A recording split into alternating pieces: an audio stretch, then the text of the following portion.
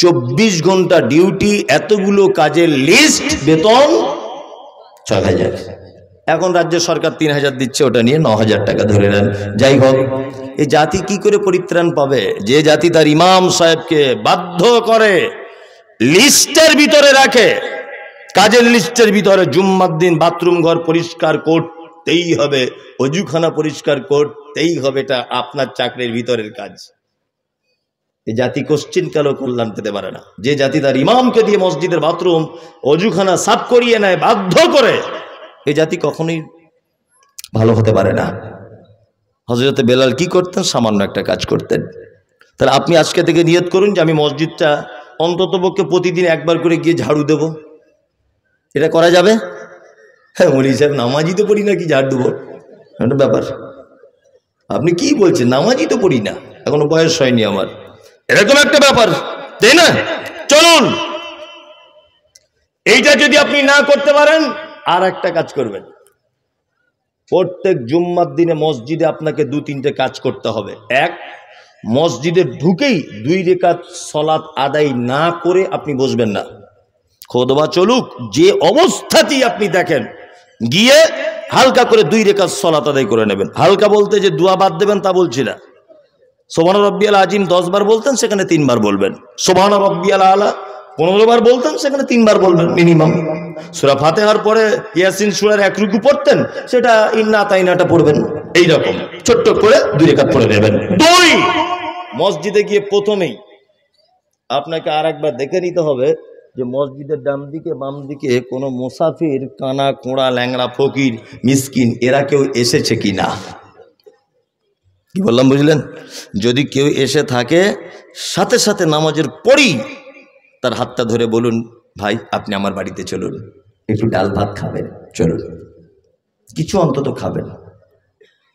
আর একটা আপনাকে উপদেশ দিই, মাছ মাংস তো প্রতিদিন প্রায় খান, জি, শুক্রবারের দিন একদম মাছ মাংস আপনার লিস্টের ভিতরে যেন থাকেই শুক্রবার। এতে আপনার 2টো কাজ উপকার হবে। 1, আপনি নিজে খেতে পাবেন।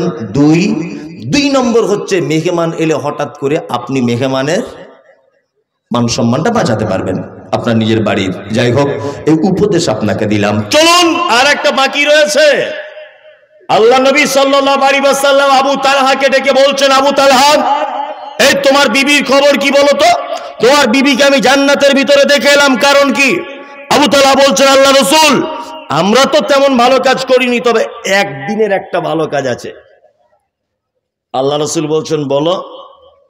হঠাৎ করে বিশ্ব নবীর দরবারে মেহমান চলে এসেছে। আওয়াজ হচ্ছে, কে? বলছে, আমি একজন মেহমান।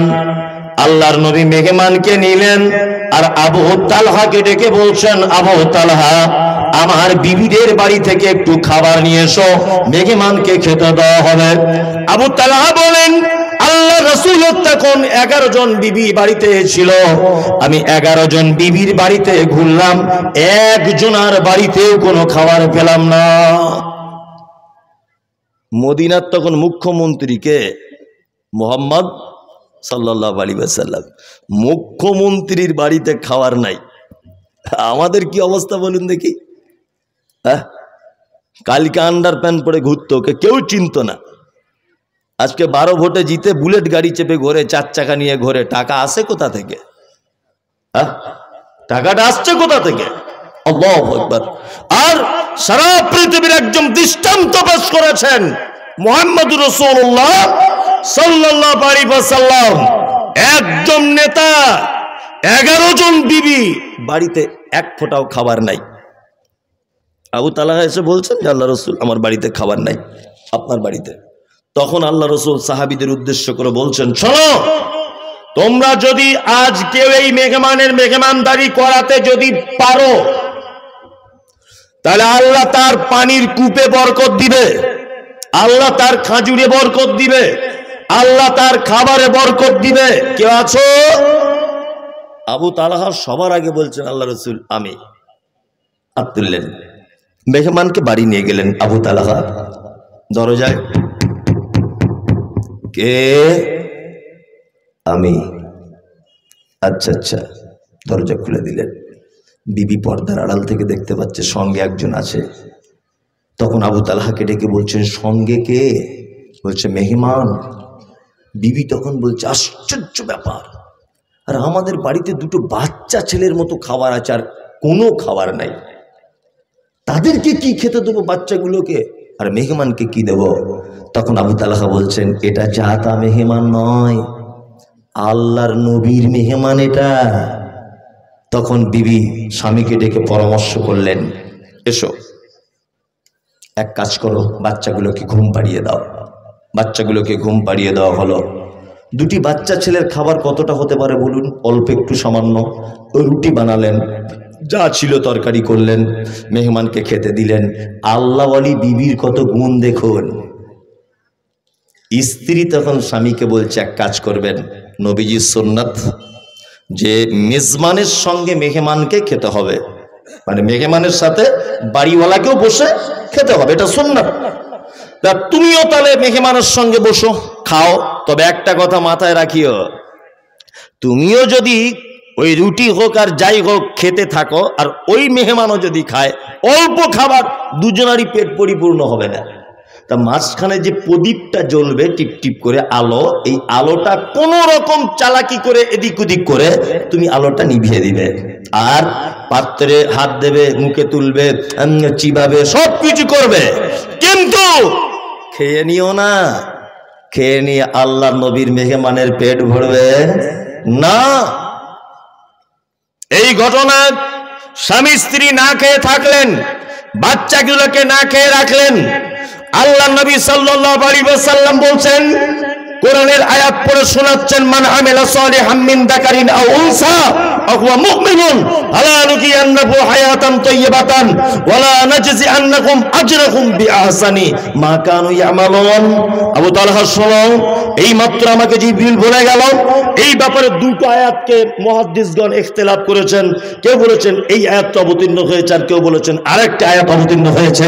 যাই হোক, আল্লাহ নবী বলছেন, আবু তালহা, নারী পুরুষ যে কেউ হোক, তারা যদি ঈমানের অবস্থাতে ভালো কাজ যদি করে, হায়াতান তাইয়্যিবাতান, আল্লাহ তাদেরকে উত্তম জীবন দান করেন পৃথিবীতেই। এই কারণে তোমার স্ত্রীকে আমি আবু তালহা জান্নাতের ভিতরে দেখে এসেছি। সেই রাতের এই কাজ আল্লাহ এত খুশি হয়েছে, তোমাদের স্বামী স্ত্রীর এই কৌশল আল্লাহ এত খুশি হয়েছে। তোমার বাচ্চাগুলোকে খেতে দাওনি, আটকে রেখেছিলে, শুধু মেহমানকে খাইয়েছিলে বলে আল্লাহ এত খুশি হয়েছে যে তোমার স্ত্রীকে আমি জান্নাতের ভিতরে দেখে এলাম। ভাবতে পারছেন আপনি? মুহাম্মদ সাল্লাল্লাহু আলাইহি ওয়াসাল্লাম বলেন, মান কানা ইউমিনু বিল্লাহি ওয়াল ইয়াউমিল আখির ফালইকরিম দাইফাহু। ও লোক আল্লাহকে বিশ্বাস করে না, ও কিয়ামতকে বিশ্বাস করে না, কে সে? ফালইকরিম দাইফাহু, যে তার মেহমানের সঙ্গে অসৎ ব্যবহার করে। কখনোই মেহমানের সঙ্গে অসৎ ব্যবহার করবেন না, আর নিজেকে বেশি পণ্ডিত ভাবিয়েন না। মসজিদে এসেছি আপনাদের, অজু করতে করতে একটা কি বলে অজুর ট্যাপ, ওগুলো নাকি কল, ওই কলটা ঘুরিয়ে দিয়ে আমি মসজিদের ভিতরে চলে গেছি, পানি হর হর হর হর করে পড়েই যাচ্ছে। তা আর একজনা দেখেছে যে আমি কলটায় বসেছিলাম, ও তখন গিয়ে ভিতরে বলছে, মমতাজুল সাহেব নাকি আপনি? হ্যাঁ, চোখে দেখতে পান না, কলটা বন্ধ করতে হয়। আচ্ছা বলুন তো, আমি তো অ আ ক খাটুই তো জানি, হ্যাঁ, এতটুকু বিদ্যাও তো আমার আছে যে কোনটা ভালো কোনটা মন্দ এটা তো জানি। তা আমি কি ইচ্ছা করে কলটাকে ছেড়ে দিয়ে মসজিদে ঢুকে যাব বলে মনে হয়? হয়তো অন্য মনস্ক হয়ে গেছি, হতে পারে ভুলে গেছি কোনো কারণে। তো এর জন্য এত জোরে কথা বলতে হয় কেন? একটু আস্তে করে বলা যায় না? আর বলারই বা কি প্রয়োজন? ওটা আপনি তো বন্ধ করে যদি দেন, ক্ষতি কি হয়? ঘুরে দিলে তো হয়ে যায়। মেহমান খুব কঠিন ব্যাপার, বিশেষ করে রমজান মাসে দেখবেন অনেক অন্ধ অসহায় দুস্থ মানুষেরা আসে না? আসে। আল্লাহু আকবার। আবু তালহার স্ত্রী বাড়িতে ফিরিচ্ছিল না, 5 দিনের মশলা একদিনে মিক্সচার মেশিনে কুটে রাখতো না।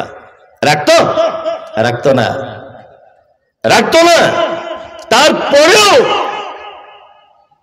মসজিদে আমাদের কোনো মেহমান যদি আসে, এ ওর দিকে দেখে, ও ওর দিকে দেখে, সভাপতি আরেকজনের দিকে দেখে, আরেকজন আরেকজনের দিকে দেখে। এক পর্যায়ে দেখা যায় লোকটা না খেয়েই বাড়ি চলে গেল। আবার অনেক সময় ইমাম সাহেব অর্ধেক অর্ধেক করে বসে বসে দুজনা খায়, কারণ কেউ ভাত দিয়ে যায়নি তাই। এরকমও ঘটনা ঘটে। আপনাদের গ্রামে হয়তো ঘটে না, অনেক জায়গাতেই ঘটে। ঘটে না? ঘটে। খুব ব্যাপারগুলো মাথায় রাখবেন, খুব মাথায় রাখবেন। মেঘে মানুষ সঙ্গে অসৎ ব্যবহার করবেন না। দুই, আল্লাহ নবী সাল্লাল্লাহু আলাইহি ওয়াসাল্লাম বলেন, মান কানা ইউমিনু বিল্লাহি ওয়াল ইয়াউমিল আখির ফালিউজি জারহু। ও আল্লাহকে বিশ্বাস করে না, ও কিয়ামতকেও বিশ্বাস করে না। কেসে বলছে যে তার প্রতিবেশীর সঙ্গে অসৎ ব্যবহার করে। প্রতিবেশীর ব্যাপার তো খুব জটিল ও কঠিন। আল্লাহ নবী সাল্লাল্লাহু আলাইহি ওয়াসাল্লাম বলছেন, জিবরিল আমাকে প্রতিবেশীর ব্যাপারে এত ওসিয়াত করে, এত বলে, এত তাগিদ দেয়, আমার আশঙ্কা হয় যে প্রতিবেশী আমার সম্পদের অরিস হয়ে যায় কিনা। কি বললাম বুঝলেন? হ্যাঁ, সত্যি এগুলো আফসোস লাগে। একটা জমি মেন ফন্ডে আছে প্রথম, দ্বিতীয় ফন্ডের জমিটার দাম কম। তা একটা গরিব মানুষ প্রথম ফন্ডের জমি নিতে পারেনি, দ্বিতীয় ফন্ডের জমিটা কিনেছে। তা প্রথম ফন্ডের জমিকে বলছে, ভাই 3 ফুট রাস্তা আপনি একটু দেন, আমি গরিব মানুষ, একটা কোনো রকম ঘর বাড়ি করবো, ছেলে পেলে নিয়ে একটু যাতায়াত করব। তা প্রথম ফন্ডের জমি মালিক বলছে, না জমি বিক্রি করব না, বিক্রি করব না জমি। তখন বলছে, ভাই একটু টাকা কিছু বেশি নেন। তো বলছে 9 লাখ টাকা শতক, দাম 60,000 টাকা শতক, তো চাচ্ছে 9 লাখ। তার মানে কি, ও প্রতিবেশীকে হিংসা করছে, দেবে না। আমি অনেক মাদ্রাসা মসজিদে দেখেছি, অনেক জায়গায় ঘোরাফেরা করি, তো দেখুন মানুষ, আপনাদের থেকে একটা বিদ্যা আমার বেশি আছে, সেটা হচ্ছে এই যে অনেক মানুষের সঙ্গে মেশা আর অনেক এলাকায় ঘুরে বেড়ানোর একটা এক্সট্রা এক্সপিরিয়েন্স আমার আছে। আর খুব সহজেই মানুষ চিনে ফেলতে পারি, কারণ প্রতিদিন হাজার হাজার মানুষের সঙ্গে ঘুরি, মুখ দেখলে মোটামুটি বুঝতে পারি যে এই লোকটা মানে এইরকম এর হতে পারে, একটা ভাবনা হয়ে যায় অলরেডি। এটা কি বললাম বুঝলেন তো? তা অনেক মসজিদে দেখেছি, এইখানে মসজিদ আর বাথরুম ঘরটা দেখছো ওইখানে। জি ভাই এটা কেন বাথরুম ঘরটা ওইখানে? ওটা তো মসজিদের এক সাইডে করা যেত। বলছে বলবেন না, পাশের বাড়ির লোক 1 হাত জায়গা যদি দিত বাথরুমটা হয়ে যেত, কিন্তু লোকটা দেয়নি। শুধু দেয়নি না, এমন গরম দেখাচ্ছে মনে হচ্ছে ওর কবর হবে ওইখানটাতেই, এমন গরম দেখাচ্ছে, আমার জায়গা আমি দিব না। এরকম লোক আছে না নেই? মুহাম্মদ সাল্লাল্লাহু আলাইহি ওয়াসাল্লাম তিনি বলেন, কোন প্রতিবেশী যেন আর একটা প্রতিবেশীর দেওয়ালে কাঠ কুঞ্চি এই জাতীয় এইভাবে টেক লাগিয়ে রাখতে নিষেধ যেন না করে। যদি করে তাহলে বুঝে নিতে হবে ওই লোকটার ঈমান কি দুর্বল রয়েছে, ও আখিরাতকেও বিশ্বাস করে না, ও আল্লাহকেও বিশ্বাস করে না। আমার বাড়িতে কল নেই, আপনার বাড়িতে 2 দিন আমার স্ত্রী পানি আনতে গেছে, 2 দিন, 4 দিনের মাথাতে আপনার স্ত্রী বলছে, বুবু আপনাকে একটা কথা বলবো। বলছে কি? বলছে আমাদের কলে আসতে হয় না, কল খারাপ হয়ে যেতে পারে। ওদের বাড়ির 12 জন কলটা ধরে এরকম এরকম করছে 24 ঘন্টা, তখন খারাপ হয় না। আর আমার বউ একদিন গেছে খারাপ হয়ে যাবে? তুমি বদমাইশির জায়গা পাও না। কুরবানির দিনে একটা গরু কিনেছি আমি, আমার বাঁধার খামার নেই, বাঁধার খামার নেই। তা আপনার খামারে 2 দিন বেঁধেছি, তা আপনার বউ রাতের বেলা শুয়ে এসে আপনাকে বলছে, কি গো মুমতাজুল মৌলভী সাহেব গরু বানছে, জায়গা দখল করে নিবে না তো? দেখো আবার। ও সকালবেলা মাথা মোটা, মাথায় তো কিছু নেই, বইয়ের কথা শুনে মাথায় গোবর ঢুকে চোর। ও সাথে সাথে গিয়ে দেখছি কুঞ্চি, তারপরে ওই আপনার কুল গাছের কাঁটা এই নিয়ে খামারটাকে জুত করে ঘিরছে। তার মানে কি? আর 5 দিন পরে গরুটা আমি জবাই করে দিব, মিটে যাবে। কি বললাম বুঝলেন না? মিটে যাবে, শেষ। এই 5 দিনের উপকারটা ও আমায় করতে পারল না, ঘিরে দিল। মুহাম্মদ সাল্লাল্লাহু আলাইহি ওয়াসাল্লাম বলছেন না, কখনোই নয়। ও আল্লাহকে বিশ্বাস করে না, ও কিয়ামতকে বিশ্বাস করে না। নাম্বার 3 নম্বর হচ্ছে এই, আল্লাহ নবী সাল্লাল্লাহু আলাইহি ওয়াসাল্লাম বলছেন, ফালিয়াকুল খায়রান আও লাম ইয়াসমুত। শোনো, কথা বললে মিষ্টি কথা বলবে, প্রয়োজনে কথা বলবে, অযথা VAT VAT VAT VAT VAT VAT করে বকো না। কিছু লোক আছে না জুম্মার নামাজ পড়তে যায়, 5 ওয়াক্ত যায় না, আর জুম্মার নামাজ পড়ে এসেই দেখবেন ঠিক দরজার সামনে দাঁড়িয়ে, এই আজকে কেন 5 মিনিট লেট হলো, এই ইমাম সাহেব কেন এই করলো, এই আজানে একটা লোক রাখ, ওই এই কর তাই কর। কিছু লোক আছে না, আছে। আর কিছু লোক ওদেরকে পাম দেয়, পাম দিয়ে বলে তুই হচ্ছিস শালা বাপের বেটা, যা বলিস সামনাসামনি বলিস। ও তখন ওই পামে ফুলে গিয়ে আরো বলে, কি বললাম বুঝলেন না? আমি মমতাজুল ইসলাম বলছি, তুমি মানুষ নয়, তুমি গয়াকার ধয়াকার গাধা। যে অপরের সম্মান নিয়ে চিনিমিলি খালে তার নিজের কোনো সম্মান নেই। কি বললাম বুঝলেন? কোন মানুষ দেখবেন যখন আর একটা মানুষের সম্মানে আঘাত করছে, ভেবে নিতে হবে তার নিজের সম্মান কম। তুমি একটা ইমাম সাহেবের সম্মানে আঘাত করছো, 5 মিনিট খুতবা দেরি হয়েছে বলে, তোমার সম্মান আছে? গ্রামের মানুষ তোমাকে 10 পয়সাও দাম দেয়। তুমি জানো তোমার পিছনে মানুষ তোমাকে গরু ছাগল ইতর বলে গালাগালি করে চায়ের দোকানে? হ্যাঁ, তুমি একটা মসজিদের ইমামের ব্যাপারে যে দায়িত্ব, যে চোখ দিয়ে তুমি ইমাম সাহেবকে দেখো, ওই চোখ দিয়ে যদি তুমি তোমার বেটাকে দেখতে, একটাও গ্রামে বেনামাজি থাকতো না। ইমাম সাহেবের 2 দিন ফজরে ঘুম ভাঙিনি, তুমি খুব ফাটার ফাটার ভাত ভাত ভাত ভাত করে বকছো। তোমার যে 4টে লায়েক বেটা 1 ওয়াক্ত নামাজ পড়ে না, খোঁজ রেখেছো কোনোদিন? জি, কথা বলতে গেলে মেপে বলবেন। আর আপনি এটা বুঝবেন না যে আপনি মনে হয় সব বোঝেন, লোকও কিছু বোঝে। কথা বললে মিষ্টি কথা বলবেন, প্রয়োজনের কথা বলবেন, বেফাঁস কথাবার্তা বলতে যাবেন না। আল্লাহ নবী সাল্লাল্লাহু আলাইহি ওয়াসাল্লাম এই ব্যাপারে বলতে গিয়ে একদম ঈমানের সাথে পর্যন্ত জুড়ে দিয়েছেন। যে আল্লাহকেও বিশ্বাস করে না, ও কিয়ামতকেও বিশ্বাস করে না। বিনীত অনুরোধ, শুধু ইহদিনাস সিরাতাল মুস্তাকিম বলে জান্নাত পাওয়া যাবে না। সাহাবায়ে কিরামগণ যে পদ্ধতিতে চলেছেন, তাদের বিবিরা যে পদ্ধতিতে চলেছে, সেই পদ্ধতিতে হাঁটলে জান্নাত যাওয়া যাবে। আপনাদেরকে এবার আমি চমৎকার 2টা একটা হাদিস বলে দিই চটপট করে। যারা আমরা এখানে বসে আছি, আমরা আমল করে জান্নাতে যাব। আল্লাহ তাআলা বলছেন, লিয়াবলুয়াকুম আইয়ুকুম আহসানু আমালা, উত্তম আমল করার জন্য তোমাদেরকে পৃথিবীতে পাঠানো হয়েছে, তাই না? তাহলে উত্তম আমলের মাধ্যমে আমাদের কোথায় যাওয়া লাগবে? জান্নাত। একজন ছেলে আল্লাহর নবীকে এসে বলছেন, দুল্লানি আলা আমালিন ইজা আমিলতাহু ফাদাখালতুল জান্নাতা ক্বালা তা'বুদুল্লাহ ওয়া লা তুশরিক বিহি শাইয়্যা ওয়া তুকিমুস সালাতিল মাকতুবাতা ওয়া তুতিজ যাকাতিল মাফরুজাতা ওয়া তাহুজ্জাল বাইত। একজন ছেলে আল্লাহর নবীকে এসে বলছেন, ও দয়ার নবী গো, আমি একজন কনভার্ট মুসলমান, আমি টাটকা ঈমান নিয়ে এসেছি, উস্কো খুস্কো মাথায় চুল, পরনে ভালো কাপড় নাই, আপনি দয়া করে বলুন কোন আমল করলে জান্নাতে যাওয়া যায়? নবীজি বলছেন, 1 নম্বরে তা'বুদুল্লাহ, তুমি সর্বদাতে আল্লাহর গোলামি করবে। সর্বদাতে গোলামি কার? ইবাদত কার? আল্লাহর করতে হবে। 2, ওয়ালা তুশরিক বিহি শাইয়্যা, তুমি যদি জান্নাতে যেতে চাও, আল্লাহর সঙ্গে যেন শরীক করে দিও না কাউকে। শিরক বুঝেন তো? শিরক বুঝেন? বুঝেন? শিরক একদম সহজ ভাষাতে জেনে নেন। বলছি, আল্লাহর যে ক্ষমতা আছে, এদিকে বেরোন, শিরক বলছে আপনাকে, আল্লাহর যে ক্ষমতা আছে, এই ক্ষমতা পৃথিবীর অন্য কারো আছে, এটা মনে করা শিরক। রুজি ডিপার্টমেন্ট কার হাতে? আল্লাহর হাতে, তাই না? সুস্থতা অসুস্থতা কার হাতে? আল্লাহর হাতে। চাওয়া পাওয়া সবকিছু কার হাতে? আল্লাহ সুবহানাহু ওয়া তাআলার হাতে। তার মানে আল্লাহর যে ক্ষমতা আছে, এই ক্ষমতা অন্য কারো আছে, এটা মনে করা শিরক। কিছু ছেলেকে দেখতে পাচ্ছি লাল সুতো পরে ঘুরছে হাতে, লাল সুতো। জোরে কোথায় কোথায় পেলি? বলছে আজমির শরীফের সুতো। আজমির শরীফ, আচ্ছা আচ্ছা আচ্ছা। তাহলে আজমিরে জুট মিল আছে নাকি? এত সুতো সাপ্লাই দেয় কি করে?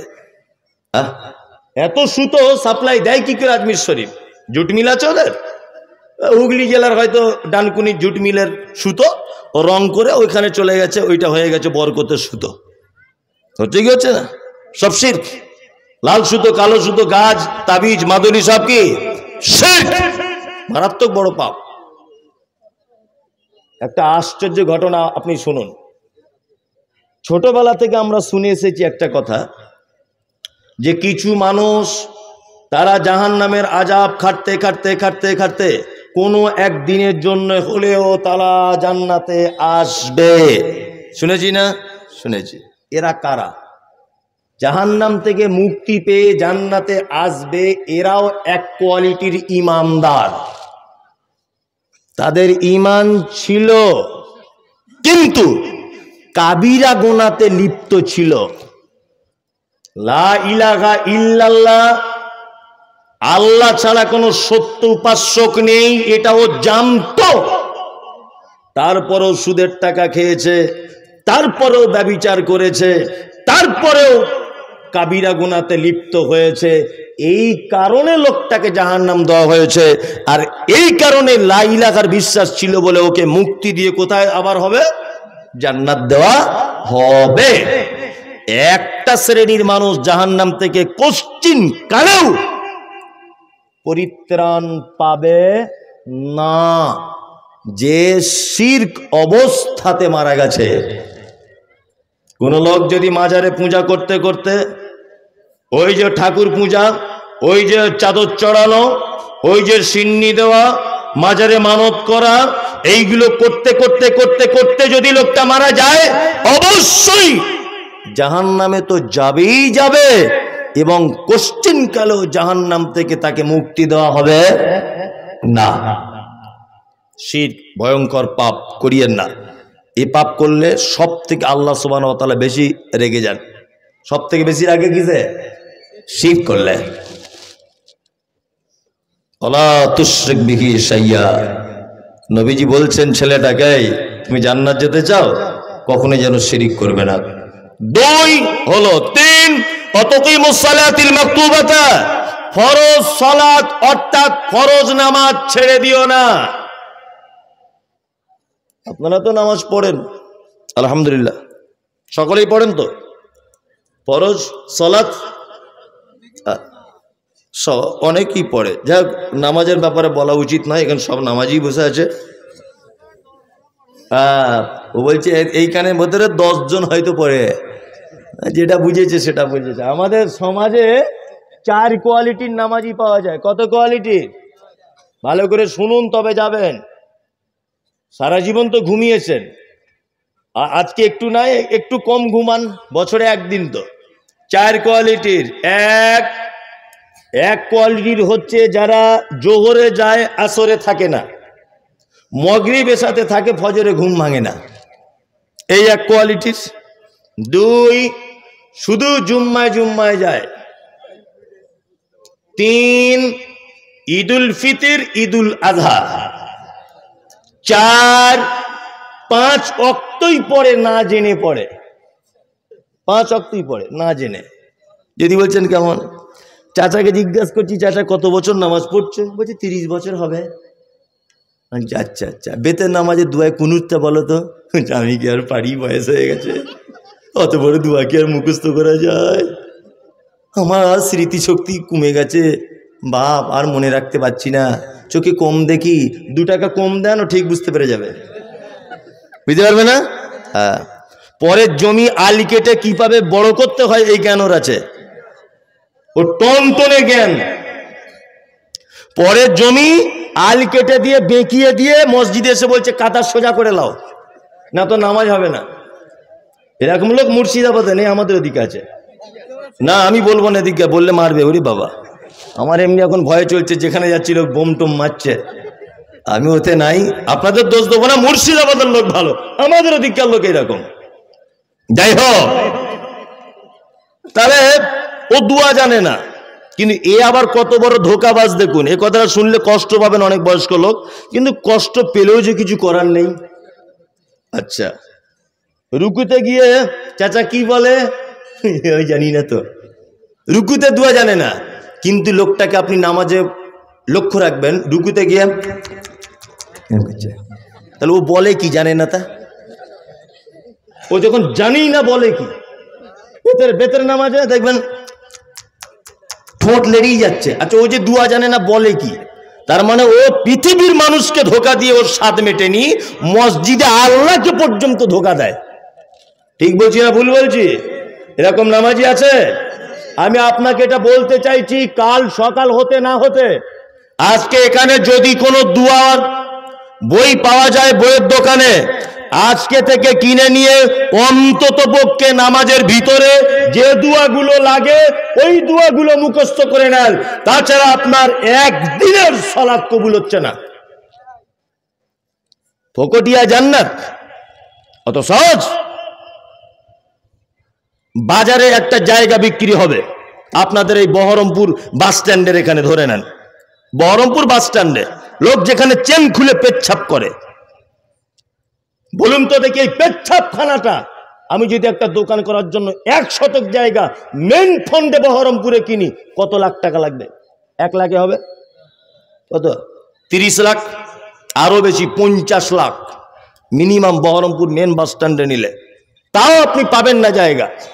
যেখানে লোক পেচ্ছাপ করে তার দাম যদি 50 লাখ টাকা শতক হয়, আর আল্লাহর নবী বলেছেন জান্নাতে একটা ধনুক রাখার জায়গা, একটা ধনুক, ধনুক বুঝেন তো? এই ধনুক রাখার জায়গা পৃথিবীর থেকে আরো অনেক গুণে বেশি। এত বড় তোমাকে জান্নাত দেওয়া হবে, আর তুমি কি ভাবছো দুয়া না জেনে এরকম রুকু সেজদা করলেই জান্নাত? অত সহজ? অত সহজ? 500 টাকার নোট দিলে 4 বার দেখে ঠিক আছে না গেছে, হ্যাঁ? আর আপনার মতো লোককে জান্নাতের ভিতরে দেওয়া হবে, একবার বাজিয়ে দেখা হবে না? বিনীত অনুরোধ, আপনার উপর আমার রাগ ক্ষোভ বিদ্বেষ কিচ্ছু নাই, এটাই অনুরোধ যে আপনি দোয়াগুলো মুখস্থ করুন। সারা জীবন আর এইভাবে চলবে না, 2 নম্বরই করে দোয়াগুলো মুখস্থ করুন। ইনশাল্লাহ চেষ্টা করব, ইনশাল্লাহ। এখন দোয়া জানার অনেক মাধ্যম, বই না কিনলেও মোবাইলে গুগলে সার্চ করবেন যে রুকুর দোয়া কি, তাসাহুদে কি পড়তে হয়, সব দোয়া আপনি মোবাইলের ভিতরেও গুগলে বসে পড়ে ফেলতে পারবেন, কোনো সমস্যা নেই। জি, একটা লোক মারা গেল, বলছি শুন, একটা লোক মারা গেল, মারা যাবার পরে ইমাম সাহেব বলছে আসসালামু আলাইকুম। মনোযোগ দিয়ে শুনবেন, কেউ যেন চেল্লামিল্লি করবেন না ভাই। আমাদের দক্ষিণ পাড়ায় আব্দুল করিম ভাই মারা গেছে, লোকটা খুব ভালো ছিল।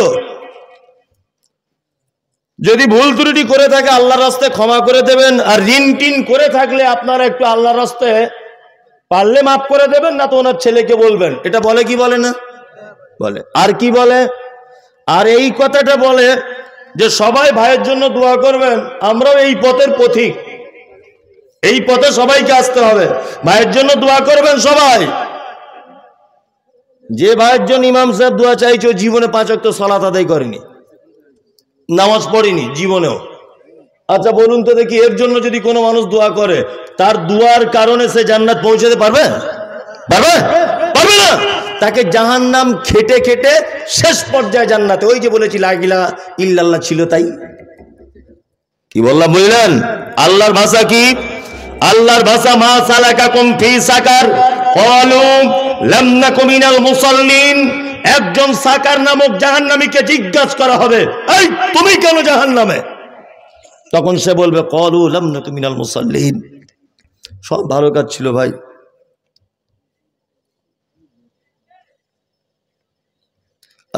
কি হলো ভাই, কি হলো? তখন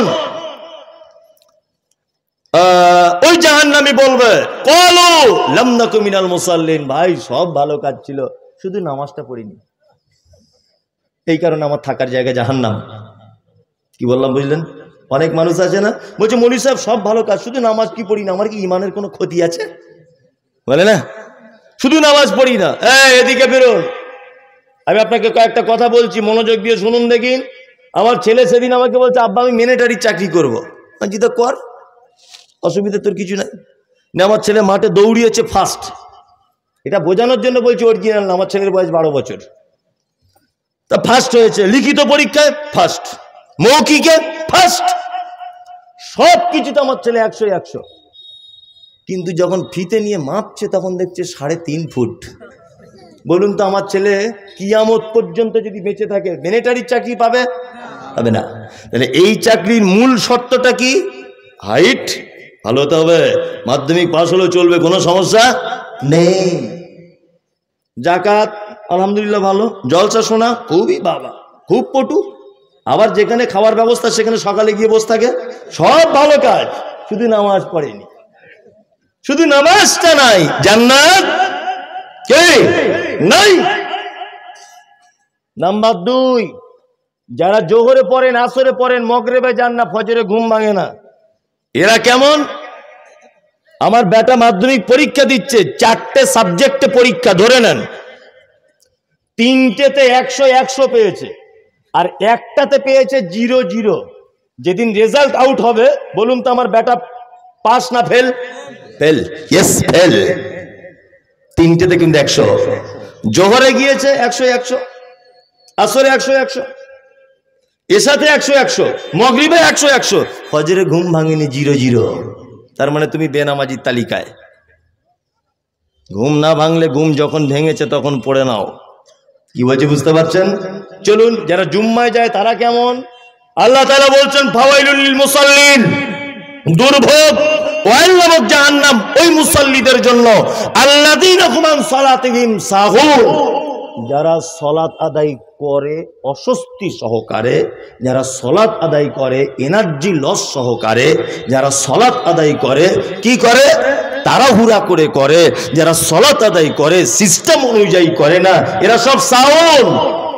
2, আল্লাযীনা হুম ইউরাউন, যারা সালাত আদায় করে লোক দেখানোর জন্যে, এদের থাকার জায়গা অয়েল। দুর্ভোগ। এবার এখানে একটা কথা বলে রাখছি, জুম্মার দিনে ও যায় মানে এই কারণে যায়। কি কারণে যায়? জুম্মার দিনে যায়, বাজারে সবাই দোকানদার, সবাই দোকান বন্ধ করে নামাজ পড়তে যাচ্ছে, যদি আমি না যাই মান সম্মানের ব্যাপার। পাড়ার সব লোক নামাজ পড়তে যাচ্ছে জুম্মার দিন, আমি যদি বসে থাকি মান সম্মানের ব্যাপার। তাহলে এই লোক দেখানোর তালিকাতে এলো কি এলো না? এলো। তার মানে এরও জন্য দুর্ভোগ, খুব বিপদ। সালাত একটা বাধ্যতামূলক ইবাদত। সালাত বাধ্যতামূলক ইবাদত। আল্লাহ তুমি আমাদেরকে ইবাদতের সঙ্গে যুক্ত থাকার তৌফিক দান করো, আমিন আমিন আমিন। আল্লাহ নবী সাল্লাল্লাহু আলাইহি ওয়াসাল্লাম তারপরে বলছেন, ছেলেটাকে তুমি জান্নাত যেতে যাও, ওয়াতাসুমার রমাজান, রমজানের সিয়াম পালন করো 1 মাস। আর 5 নম্বরে তুমি যদি জান্নাত যেতে চাও তাহলে তুমি এক কাজ করো, মক্কা থেকে যাওয়া আসার টাকা যদি তোমার কাছে থাকে তুমি একবার হজ করে নাও, তুমি জান্নাত চলে যাবে। তুমি জান্নাত চলে যাবে। একজনা একটা প্রশ্ন করেছেন, জানাজার নামাজ একদিকে সালাম ফিরে নামাজ হবে কি? সঠিক উত্তর দেবেন। সভাপতি সাহেব আছেন, উনি বলবেন। যাই হোক, উনি উত্তর দিয়ে দেবেন আলহামদুলিল্লাহ। তা যে কথা আপনাকে বলছিলাম, ভালো আমল করে জান্নাত যাওয়া কি যাবে। এবার আপনাকে আর একটা কথা বলে দিচ্ছি, খুব মনোযোগ সহকারে শুনুন। কয়েকটা দুনিয়াবি ছোটখাটো ভালো কাজ বলে দিচ্ছি, আজকে থেকে আমল করবে ইনশাল্লাহ। হাত তুলুন তো, কারা কারা তুলুন। নামাজ বড্ড কঠিন ইবাদত, ওটা নাই বা পারলেন। আর কটা ছোট ছোট বলে দিই ইনশাল্লাহ। হকুল মুসলিম আলাল মুসলিম খামসুন তাদুস সালাম। মুহাম্মদ সাল্লাল্লাহু আলাইহি ওয়াসাল্লাম বলছেন, এক মুসলমান আর এক মুসলমানের উপরে 5টা জিনিসের হক। আর একটা হাদিসে আছে 6টা। ভালো করে বুঝবেন, 5টা বলছি আপনাকে। 1, রাদ্দুস সালাম, তুমি তোমার ভাইয়ের সঙ্গে দেখা হলে বলবে আসসালামু আলাইকুম। ইনশাল্লাহ আজকে থেকে সালাম চালু করবো ইনশাল্লাহ। এটা একটা সুন্নত, আর এটা একটা ফ্রিতে নেকি। আসসালামু আলাইকুম বললে 10টা নেকি, 10টা নেকি। কিন্তু এইখানে নেকি নিতে গেলে আপনাকে 20 টাকা দিয়ে তবে 10টা নেকি নিতে হবে। তাহলে 20 টাকা দেওয়া ভালো না সালাম করা ভালো? সালাম করবেন, ফাও নেকি এগুলো। দান একটা আলাদা সাবজেক্ট, ওটা আলাদা বিষয়, কিন্তু এগুলো ফাও নাকি। চলুন, ওয়াইয়াদাতুল মারিজ, কোন মানুষ অসুখে যদি পড়ে যায় দেখতে যাবেন। দেখতে গেলে নাকি কি আল্লাহ নবী সাল্লাল্লাহু আলাইহি সাল্লাম বলেছেন, কেউ যদি সন্ধ্যাবেলা কোনো অসুস্থ মানুষকে দেখতে যায়, দেখতে যাওয়ার পদ্ধতি আছে। গিয়ে মাথায় হাত দিবে, দিয়ে বলবে লা বাসা তাহুরুন ইনশাআল্লাহ। বাংলায় এইভাবে বলবেন, যদি আরবিতে না পারেন, যে ভাই তুমি কোনো টেনশন করো না, আল্লাহ নিশ্চয় তোমাকে ভালো করে দেবে। এতটুকু কথা বলবেন, আল্লাহ তোমাকে ভালো করে দেবে, আল্লাহ তোমার হয়তো পরীক্ষা করছে।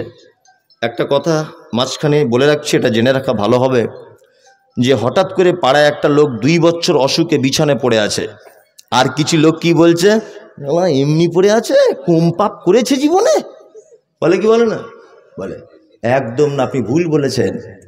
শুনুন, যার পরীক্ষা যত কঠিন তার প্রাইজ তত ভালো। আল্লাহ তাআলা কোনো মোমেনের যখন কল্যাণ চান, বিভিন্ন অসুখ দিয়ে পরীক্ষা করেন। যে লোকটা 2 বছর যাবৎ বিছানায় পড়ে আছে, ও যদি শুধু একটু ধৈর্যটা যদি ধরে, যে আল্লাহ তুমি আমার পরীক্ষা নিচ্ছ না, আমি তোমার পরীক্ষা দিতে প্রস্তুত,